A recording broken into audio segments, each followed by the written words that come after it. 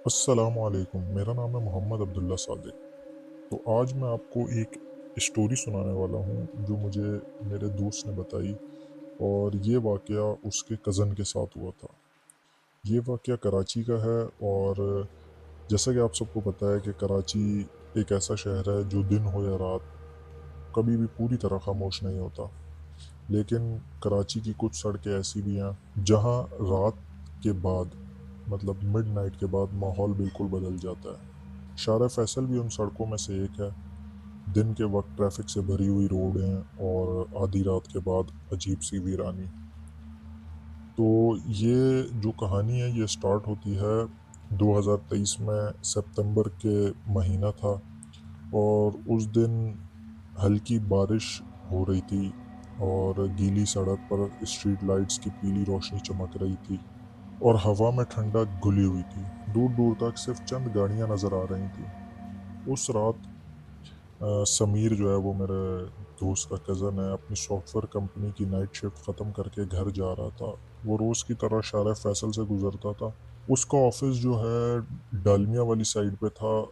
तो अब वो डालमिया से निकल के मिलेनियम से, डिग रोड से, शारा फैसल से उसका रोज़ आना जाना था। उसके लिए सिर्फ ये एक आम सा रास्ता था। उसने कभी उन अफवाहों पर यकीन नहीं किया था जो लोग इस रोड के बारे में सुनाया करते हैं। अच्छा, गाड़ी के अंदर सिर्फ इंजन और वाइपर की आवाज़ गूंज रही थी। सफ़र को कम बोर करने के लिए समीर ने एफएम रेडियो ऑन किया। कुछ मिनट तक सब कुछ बिल्कुल नॉर्मल रहा। फिर अचानक रेडियो की आवाज़ ख़राब होने लगी। हर स्टेशन पर सिर्फ शोर सुनाई दे रहा था। उसने स्टेशन बदला, मगर हर जगह वही अजीब सी नॉइज़ थी। आखिर तंग आकर उसने रेडियो बंद कर दिया।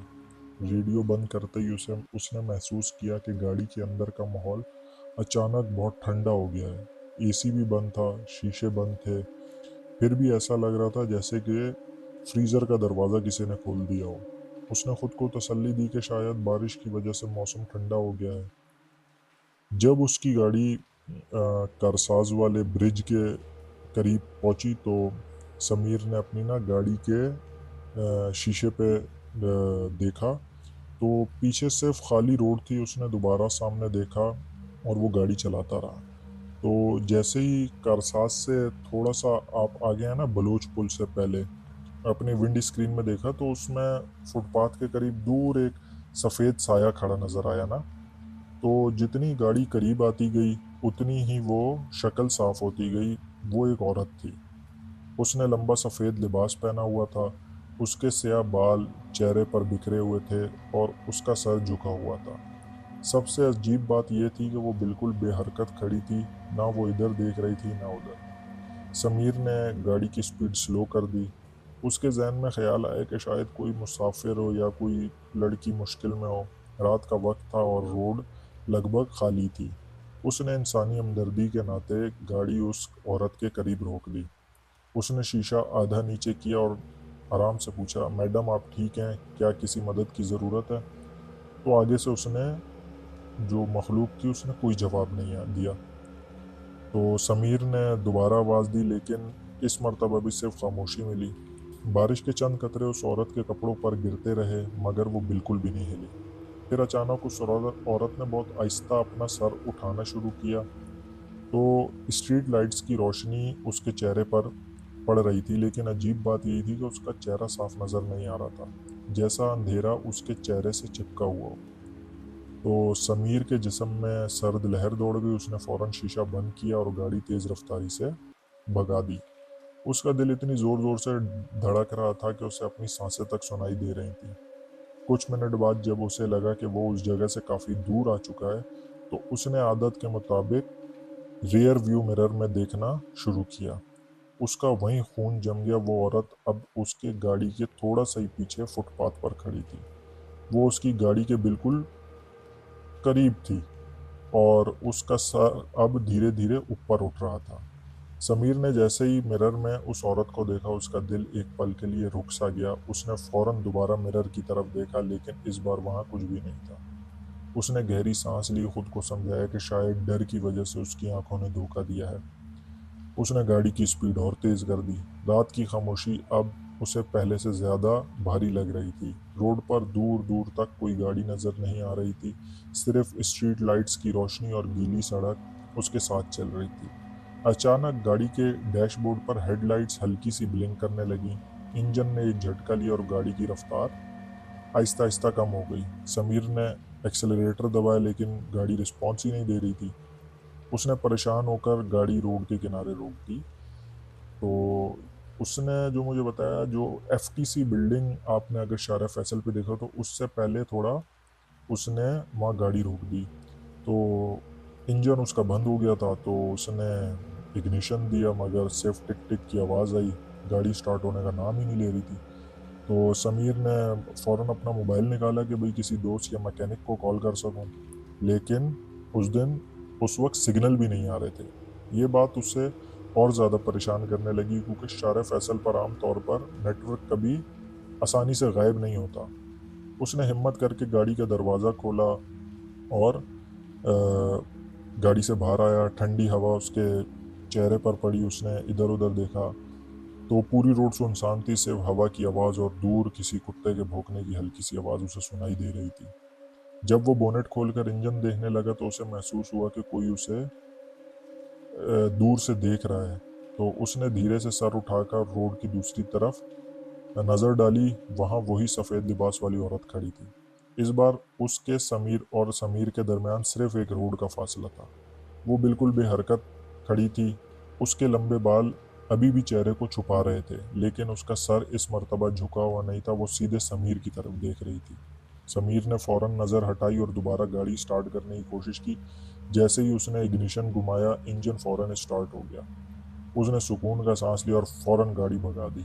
लेकिन कुछ ही सेकंड बाद उसकी नज़र के साइड पर देखी तो रोड तो बिल्कुल खाली थी और वो औरत भी गायब हो चुकी थी।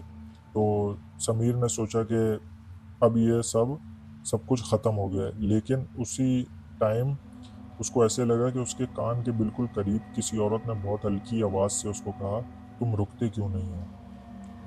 तो समीर भाई साहब का रंग उड़ गया। गाड़ी में उसके सिवा, क्योंकि गाड़ी में उसके सिवा कोई भी नहीं था।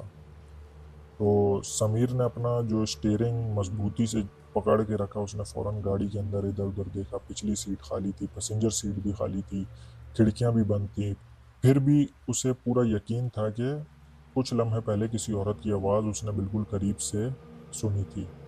उसने डर के बावजूद हिम्मत की और सूरह इखलास, सूरह फलक, आयतल कुर्सी पढ़ना शुरू कर दी। तो हर लफ्ज़ के साथ उसकी सांसें कुछ नॉर्मल होने लगी, लेकिन उसका दिल अभी भी इतनी ज़ोर से धड़क रहा था कि उसे अपनी धड़कन गाड़ी के इंजन से ज़्यादा साफ सुनाई दे रही थी।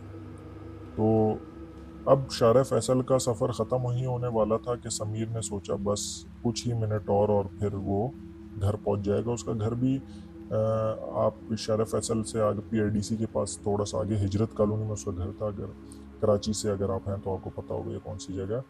तो उसने जैसे ही शार फैसल ख़त्म होने वाली थी तो उसने ऐसी उम्मीद के साथ एक्सेलरेटर दबा दिया। तो अचानक उसकी नज़र ना रोड के किनारे लगी। तो वहाँ एक अगर आप सदर वाली साइड जाए ना तो होटल मैरान के पास ना एक एक बस स्टॉप टाइप बना हुआ है। तो वहाँ एक शख्स उसने खड़ा देखा। वही उसका सफ़ेद लिबास, लंबे बाल और झुका हुआ सर ना। तो समीर ने फ़ौरन उससे नज़र हटा ली और उसने अपने आप से कहा कि भाई इस बार मैंने इसको नहीं देखना। तो लेकिन उसके दिल ने उसका साथ नहीं दिया। तो 2 सेकंड बाद उसने फिर उसकी तरफ देखा तो वो जो स्टॉप था वो खाली था, जैसे वहाँ कभी कोई था ही नहीं। तो समीर ने सुकून का सांस लिया। तो अब उसके गाड़ी के डैशबोर्ड पे जब उसने टाइम देखा ना तो 2:33 टाइम हो रहा था। तो उसने टाइम नोट किया और उसने कोई इतनी ख़ास तवज्जो नहीं दी। लेकिन तकरीबन 10 मिनट बाद जब वो शार फैसल से उतरने के बाद अपने घर पहुंचा तो उसने अपनी घड़ी देखी तो उस पे अभी भी 2:33 रात के बज रहे थे। तो अब इससे क्या, एक भी मिनट नहीं गुजरा था। तो उसके फ़ौरन हाथ ठंडे पड़ गए। उसने बोला कि क्या पता घड़ी ख़राब हो गई। उसने फ़ौरन अपना मोबाइल निकाला तो मोबाइल पर भी 2:33 ही बज रहे थे, जैसे सारा वक्त रुक गया हो।